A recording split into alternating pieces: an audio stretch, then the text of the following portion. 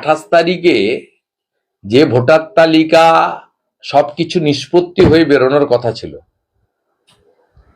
হয়তো election commission আরো 5 দিন সময় নিত, নিষ্পত্তি করেই তালিকাটা বের করত, যে 58 লাখ, অ্যাবসেন্ট 5 লাখ, অমুক তমুক করে একটা তালিকা বেরোতো এবং সবাই জেনে যেত যে এটা একটা তালিকা। তারপরে হয়তো 200, 500, 1-2 হাজার এদিক ওদিক থাকতো, তারা ডিওর কাছে আপিল করতো, ডিওরা আপিল রিজেক্ট করলে সিওর কাছে করত। কিন্তু মমতা বন্দ্যোপাধ্যায় সুপ্রিম কোর্টে গিয়ে যে কাণ্ড কারখানাটা করে দিয়েলেন, এর ফলে অনেকগুলো ভোটার লিস্ট বেরোবে। 28 তারিখের ভোটার লিস্টে যাদের নাম থাকবে না, তারা এদিকে ওদিকে ঝামেলা করবেন না। প্রচুর সেন্ট্রাল ফোর্স এসে গেছে, উস্কানিতে পা দেবেন না।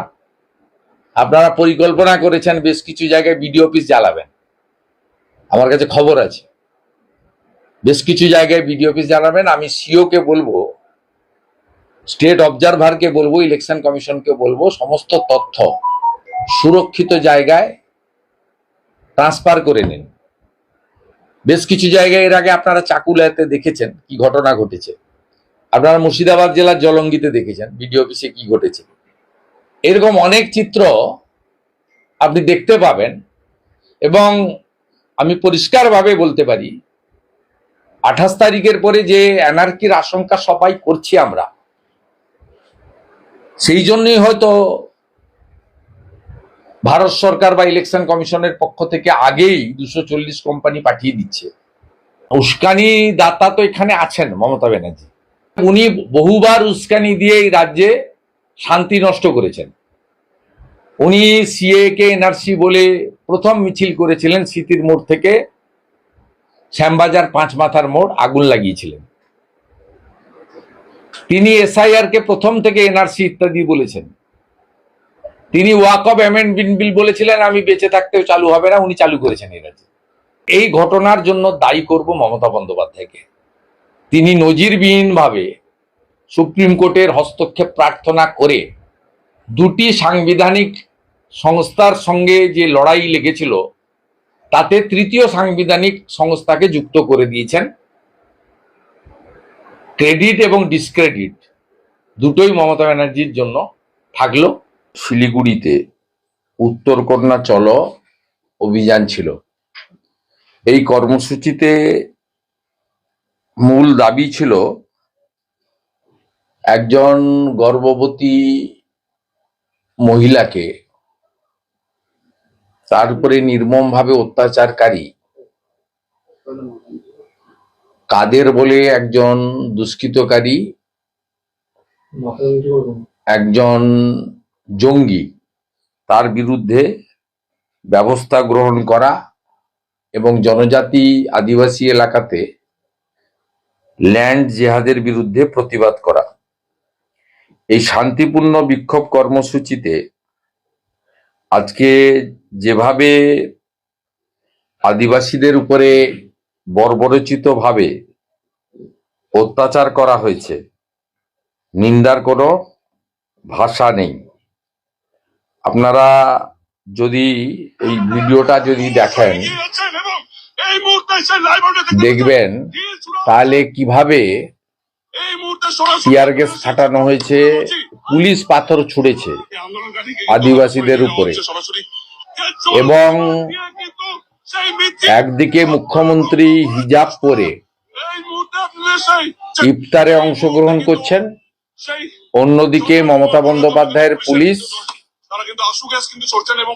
গর্ভবতী আদিবাসী মহিলার উপর অত্যাচারকারী কাদেরকে বাঁচানোর জন্য এইভাবে অত্যাচার করছে, কিভাবে টিয়ার গ্যাস ফাটিয়ে।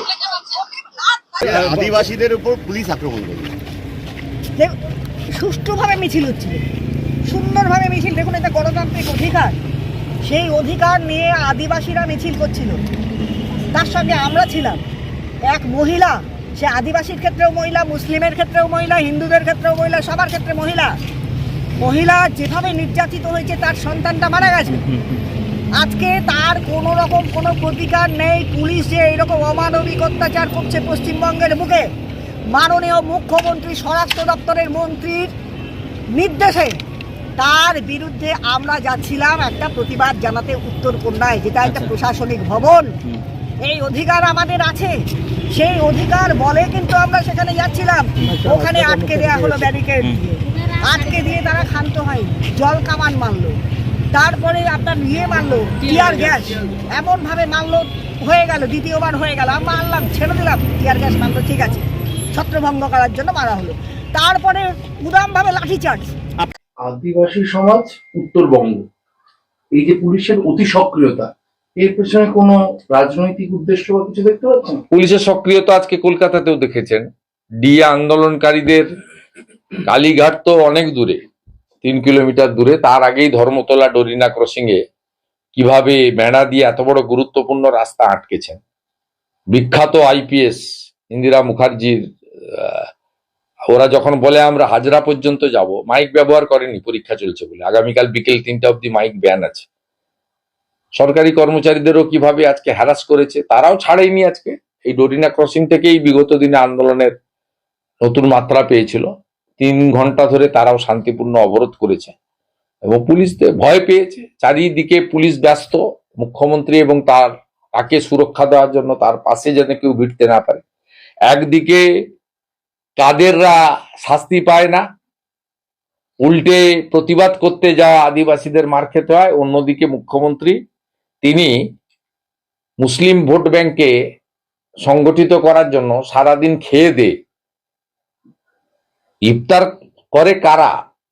যারা সারাদিন উপোস থাকে, সূর্য ওঠার আগে যারা সাইরি না কি খাওয়ার বলে, মানে সেই খাওয়ার খেয়ে যারা উপবাস ব্রত পালন করেন, তাদের উপবাস ব্রতটা ভাঙতে হয় ইফতারের সময়।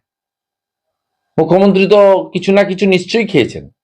খাওয়ার পরে তিনি গিয়ে মাথায় হিজাব লাগিয়ে, এটা কি?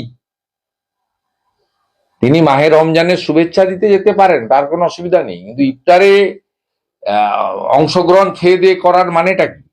এবং তার পাশ থেকে দাঁড়িয়ে যে ভিডিও আপনারা পেয়েছেন, এইরকম একটা ধর্মীয় মঞ্চকে, সেখানেও ববি হাকিম সেখানে বলছে, তার ভিডিও আমরা পেয়েছি, সেখানেও ভোটের কথা বলছে, মুসলিমদেরকে বলছে একমাত্র আপনাদের সাহারা হচ্ছেন মমতা বন্দ্যোপাধ্যায়।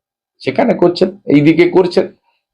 আর এই জন্যই কাদেররা তৈরি হচ্ছে, এই জন্যই পিলখানাতে হাওড়ায় আপনারা এই জিনিস দেখতে পাচ্ছেন।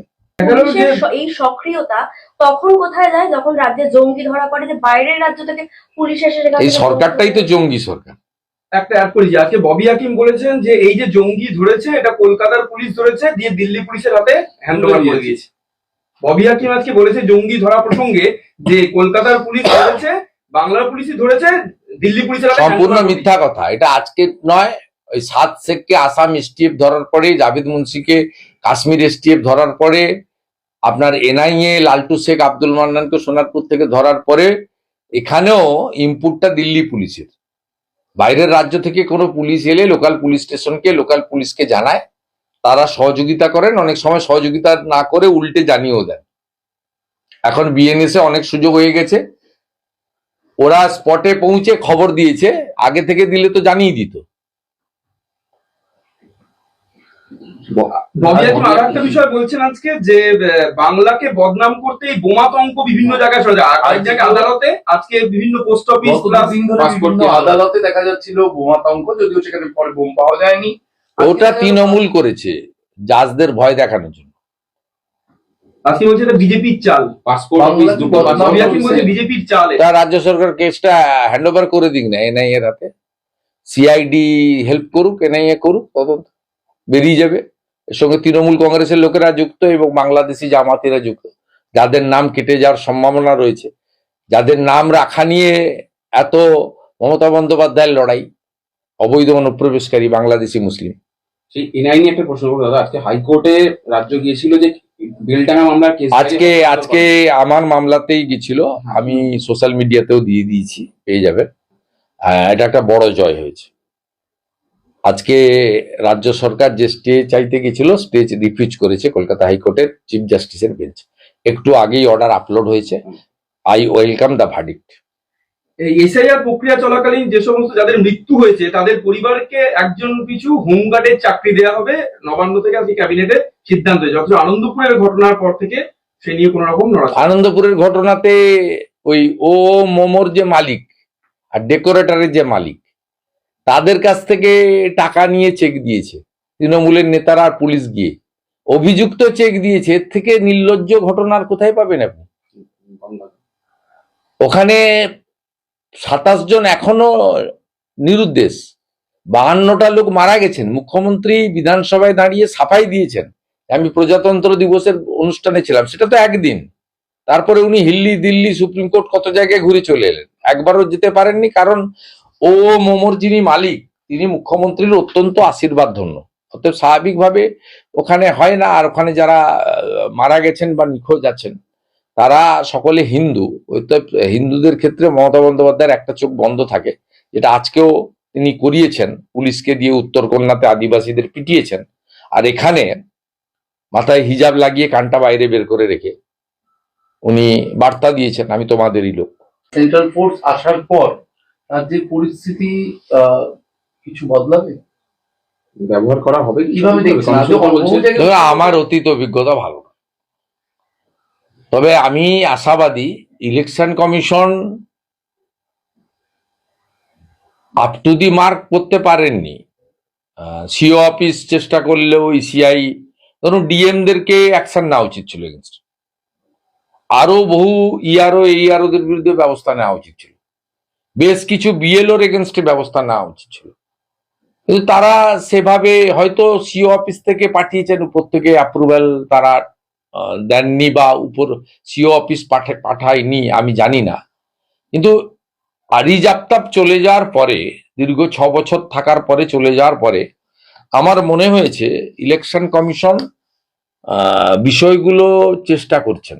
তাই আমি আশাবাদী, কিন্তু না চালে বিশ্বাস নেই। বিগত বেশ কয়েকটা নির্বাচনে আমার অভিজ্ঞতা আছে, এই অভিজ্ঞতাতে আমি দেখেছি যে কেন্দ্রীয় নিরাপত্তা বাহিনীর রুট মার্চ থেকে শুরু করে বুথে যে এন্ট্রি পয়েন্টে তারা থাকেন বা কিউআরটি, এইসব ব্যবহার করার ক্ষেত্রে এরা যে ধরনের শয়তানি সঠতা এবং যে ধরনের নোয়িং ফুললি ওয়েল একটা বড় কনস্পিরেসি করে, সেই কনস্পিরেসি চলতে থাকলে তো আপনি ভালো কিছু আউটকাম পাবেন না। 23-এর পঞ্চায়েতে সুপ্রিম কোর্টের হস্তক্ষেপে 820 কোম্পানি প্যারামিলিটারি ফোর্সকে বসিয়ে রাখা হয়েছিল, ইউজ করা হয়নি। কেন্দ্রীয় নিরাপত্তা বাহিনীকে গেটের ভিতরে রেখে 21-এর গণনা কেন্দ্রের ভিতরে তাণ্ডব চালানো হয়েছে। এভাবে বহু ভায়োলেশনের রিপোর্ট আছে। মগরাহাট পশ্চিমে বিজেপির প্রার্থী মানস সাহা তো কাউন্টিং সেন্টারে গিয়াসউদ্দিন মোল্লার বাহিনীর হাতে অর্ধমৃত হয়ে পরে কলকাতার একটি প্রাইভেট নার্সিং হোমে মারা গেলেন। অতএব বিগত দিনের অভিজ্ঞতা ভালো নয় আমাদের।